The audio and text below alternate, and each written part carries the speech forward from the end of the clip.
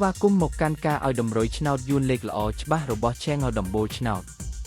ថ្ងៃនេះ Admin មានលេខល្អៗសម្រាប់ចែកជូនដល់ពុកម៉ែបងប្អូនយកទៅផ្សងសំណាងសម្រាប់ឆ្នោតយួនថ្ងៃទី28ខែឧសភាឆ្នាំ2026មុននឹងឈានដល់ការឲ្យតម្រុយឆ្នោតខ្ញុំបាទសូមចិត្តពុកម៉ែបងប្អូនមេត្តាជួយ Like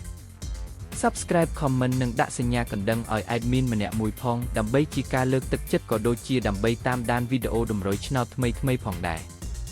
ឥឡូវកុំឲ្យខាតពេលយូរតោះយើងទៅតាមដានតម្រុយឆ្នោតយួនទាំងអស់គ្នាចំពោះឆ្នោតពីរលេខគឺមានលេខ82 17 94និង051សម្រាប់ ABCD